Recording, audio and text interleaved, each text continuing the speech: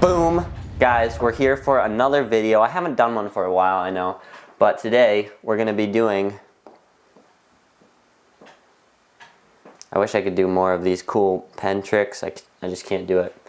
Like, people are just like... whoosh, whoosh, whoosh. Alright, anyways, we're going to be using the graphics tablet today. I'm going to be doing a cool medieval scene right here. This is the finished result.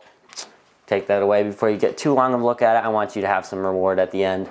But anyways, I'm going to be showing you the whole process that I did for this and how you can do it at home for your own landscapes, own characters.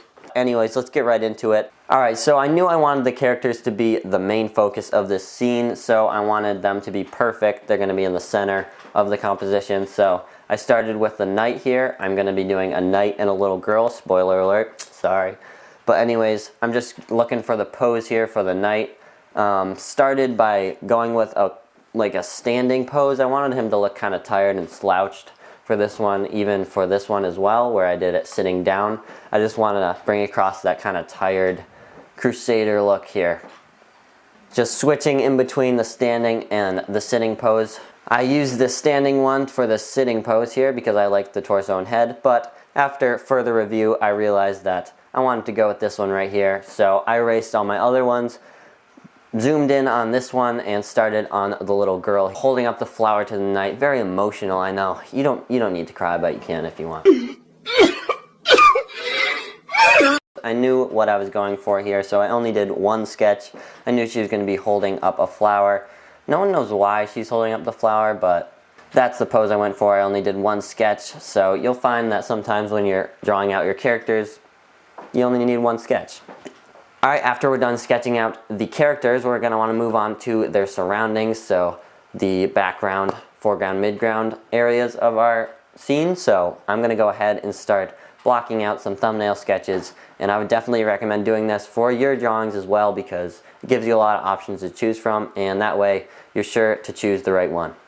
So here's how you're going to do it. You're just going to block out these 3 squares here and then just start blocking in what you want the scene to look like. Right here, I knew I wanted to go for like a castle in the background with our characters in the center of the page, and then something framing those characters. I wanted those to be the main part of the scene.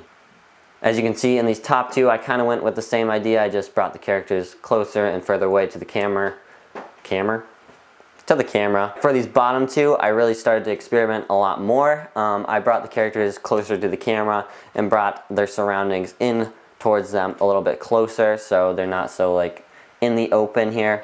And then I framed the castle with the tree branches and framed the characters with the tree like trunk areas.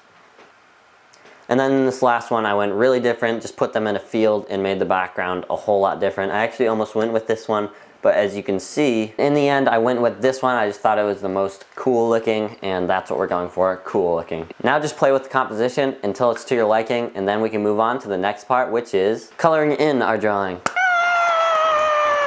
But first we're going to block in the main colors of our foreground, midground, background, and then the sky. So those are all going to be on separate layers. Make sure you do this. This is very important. So you're going to choose one color for each of those foreground, midground, background layers, and you're going to just block in the silhouette of each of those layers. Like what I'm doing here, the sky, I just did blue, and then for these mountains and the castle, I'm using this brown color to be the rock color. And then for our midground, I'm using a green for the trees, so I'm just going to go ahead and block that in. Look at it go. It's so green and luscious. As you can see, it's going to make your drawing look pretty terrible at first, but don't worry, it helps out a lot. And then the foreground is just going to be the 2 trees that are framing our whole composition, so those are just going to be brown. And then for the ground layer, I just did a brown for dirt, yeah. And now you're asking, why did we do this? Why did we block in those colors? This is why. Here's a little tutorial for you. In this instance, we're just going to do it on a character, but we're going to block in our main color like what we were doing on our foreground, midground, and background. So in this instance, it's his hair, so we're going to just do a brown color. Now what you're going to want to do is add a layer above that brown color, hold down Alt until this arrow appears and click, and this will create a clipping mask. And now if you draw on top of that colored layer that you just did, you won't go outside of those boundaries. So you can see how this is going to be helpful in our main composition, so we don't have to worry about drawing on other layers like the foreground, midground, background. If we're drawing on the foreground, we don't have to be worrying about drawing on the midground. So this speeds up the process a lot. Make sure you don't skip this step because it definitely helps. Now what you're going to want to do is create a drink of yummy satisfyingness, and you're going to drink it.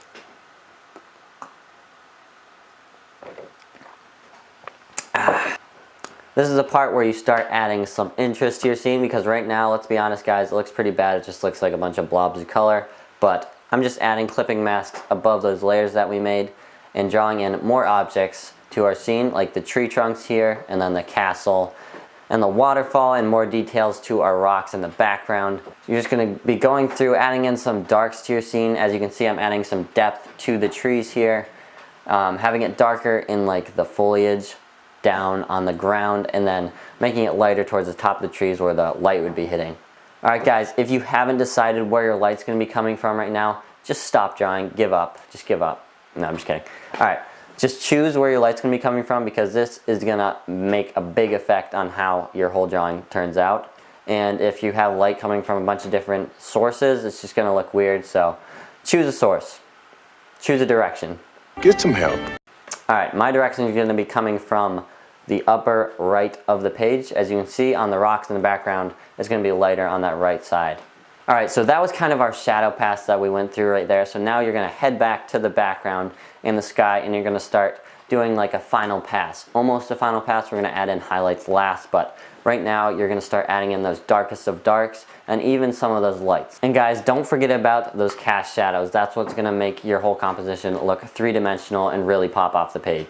But Ezra, how do you draw the shadow layer? This is how. Alright, so we have our character here to experiment on again. He already has some shadows, but for demonstration, I'm going to show you how I do the shadow layer. So right above your base colors, you're going to go ahead and add a new layer.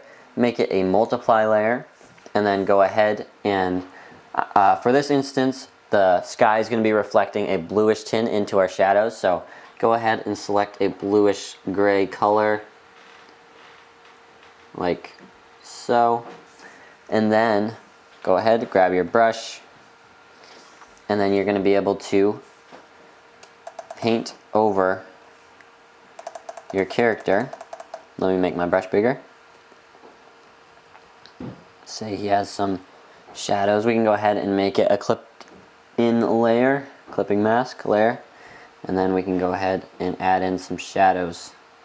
So that is how you're going to add in your shadow layer with a multiplier layer, because you don't have to worry about changing the tint of your shadow. When you go over different colors like the ear, it would just change automatically like that. You can just rely on that multiply layer doing all the work for you. Just like that, and boom, you have a shadow layer. So think about that as you're adding in more details, adding in more shadows, and making your composition pop. As you can see on this mid-ground section where our forest is, I'm just adding in a little bit lighter tones to where the top of the trees are, because that's where the light's going to be hitting, and then really dark in the foliage. Alright, after I added in those really dark shadows in the mid-ground, I started moving on to the ground plane, and I was like, this looks terrible, and the grass doesn't even look like grass. It just looks like a, I don't know, what is that? It's just like, what? Brother, what's that? Anyways, I decided it was worth making a grass brush at this point, so this is how I did it. Open up a new document, go ahead and draw out one side of a piece of grass. Just needs to look like this, doesn't need to be perfect. Scale it down a little bit. Go to edit, go to set brush preset, click that, and then your brush will look like a piece of grass, but it's gonna look terrible. Go to your brush settings and copy my presets right here. Pause the video if you wanna look at that. Now you have this epic grass brush that you can go ahead and layer on your scene and make it really look like grass. Then we can move on to our finishing touches here, which is going to just be this cast shadow from the trees, because remember, our light source is coming from the top right, or at least mine is. Yours might be coming from somewhere else.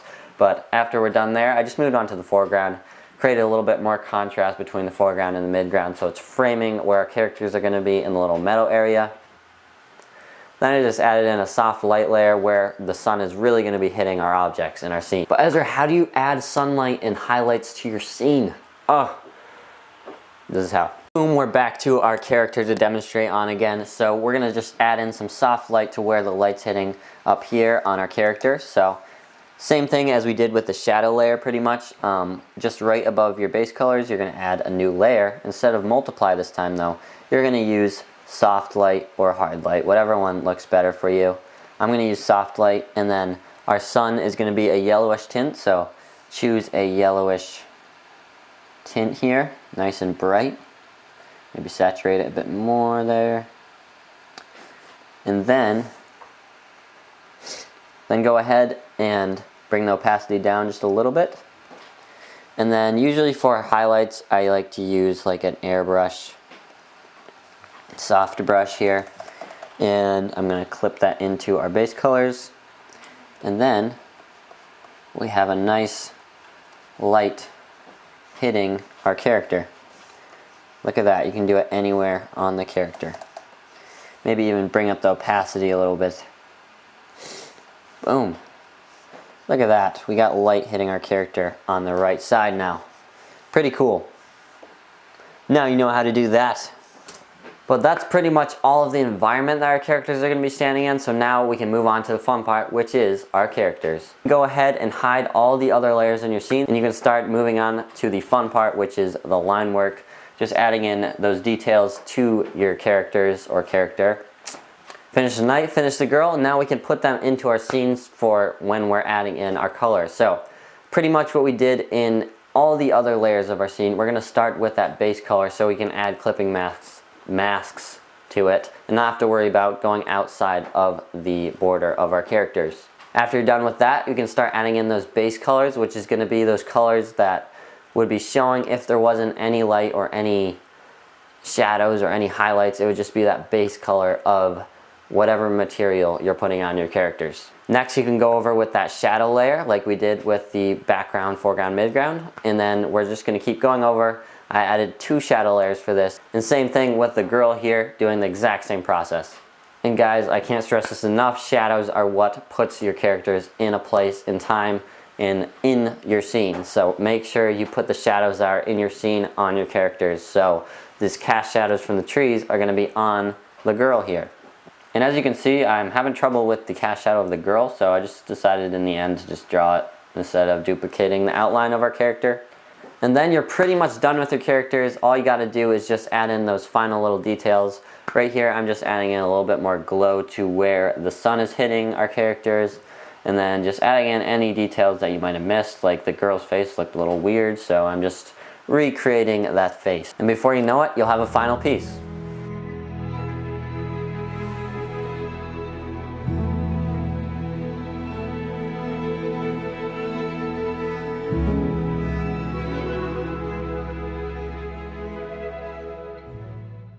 Anyways guys, I hope this video helped you out with your tablet drawing process, and if it didn't, that's sad. They ask you how you are, you just have to say that you're fine when you're not really fine, but you just can't get into it. But if it did, hit that like button, and don't forget to hit the subscribe button that's right next to the like button. It's really easy, you just need to move your finger or your mouse over, just click it. It's pretty easy.